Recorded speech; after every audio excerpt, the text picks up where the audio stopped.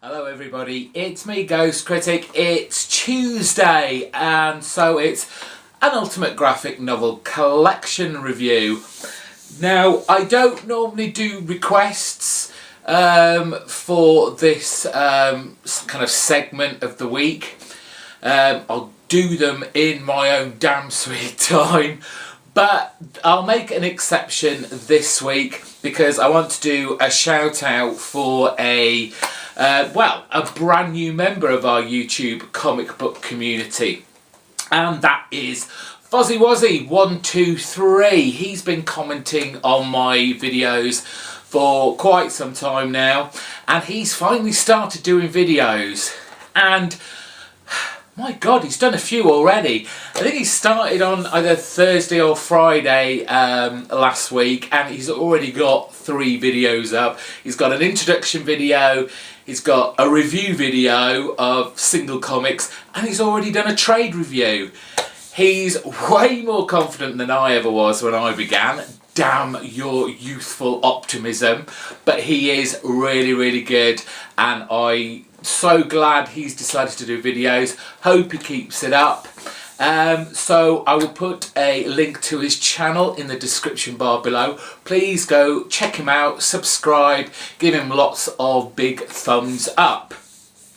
So he did ask me to either do one of 2 of the collections that he's really enjoyed. So I picked one of them, and it is one that I absolutely loved as well.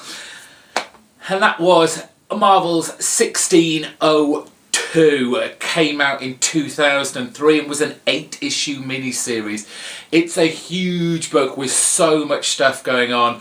I'm not quite sure whether I'm going to do this justice, but if I was just going to say 3 names, it's like Neil Gaiman writes it, Andy Kubert does the artwork, with Richard Eisenhower doing the kind of painted digital work on it.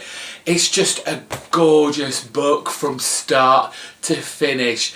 Like I said, there is so much going on in this. It's kind of like an Elseworlds tale, only there are kind of elements that link it to our own universe, our own normal Marvel 616. I think there's been people saying this is Marvel Universe, I think it's 313. I could be wrong, but they attributed it a universe. What it is basically is our kind of the big groups, well-known heroes, but transported and reimagined in the Elizabethan era. And we have Europe in this kind of state of panic because of these very strange weather fronts and strange lights in the sky. And so of course the whole of Europe are panicking. Queen Elizabeth has her court magician, Dr. Stephen Strange, and her kind of head of intelligence, Sir Nicholas Fury. They're basically looking into it. They've got they have this secret treasure that's coming over from Jerusalem that she orders Nick Fury to make sure it reaches the shores of England safely and in her hands. And he sends off a blind minstrel by the name of Matt Murdock to make sure it gets there. What else goes on? There is a lot that goes on in here. Sir Nicholas Fury has an assistant called Peter, I think you pronounce it Paraquai. It's clearly Peter Parker, and there are some kind of, he's not in it a lot, and you don't see Spider-Man at all. There are scenes where, you know, you think he's going to turn into Spider-Man because you see a spider starting to, you know, into spider coming down, nearly about to bite him, but then something happens and it doesn't happen. But read right to the very end, he does eventually get bitten. There was some spin-offs for this, and one of them was a Spider-Man one, so you got the follow-on story afterwards. Other spin-offs on this series, we had 1602 New World and 1602 it was just called Fantastic Four. Haven't read those. I've heard they weren't as good as this, so maybe if I see them for cheap I might pick them up, but I don't think I'm going to hunt them down very quickly. There are a whole heap of characters that we know from our regular universe being used here. A pairing that at least one of them I didn't really get until much later on, and this is just me being stupid because it was so obvious, but we have this pairing coming over from the New World to England, a young girl called Virginia Dare, who can transform into animals, but the moment she has no control of it, and it only seems to be triggered when she's in danger or she's scared. And she has basically a bodyguard of sorts called Rojas, and he was the guy that I just like, who is he meant to be? And I just and it wasn't until much later on towards the end of it I was thought, of course it's him, of course it's him. Their storyline, I think, to some extent was the weakest part of it.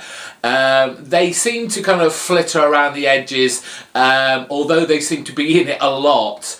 It wasn't until the far end of the book where they go to kind of close this time rift that is causing all the weird weather formations, that their story kind of suddenly blows up and means something for them to be there. There's plenty of villains here. We have Enrique, the Spanish Inquisitor, which is Magneto.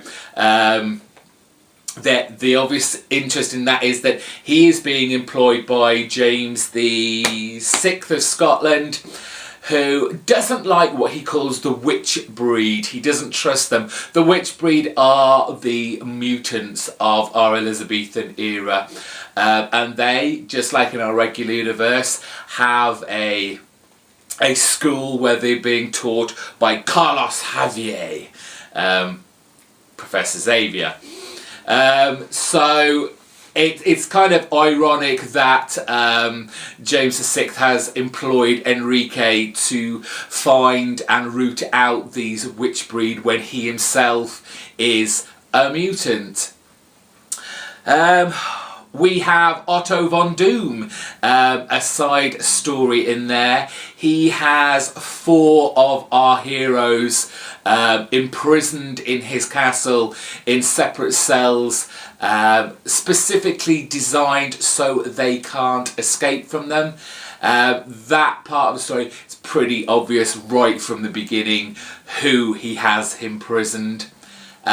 Tons of action in here. I mean, there's a certain magical element to it with flying ships, griffins, and obviously, and there's a very strange bit. Even the Watcher is in here, who transports Stephen Strange to the moon to warn him of the impending doom and how to stop it.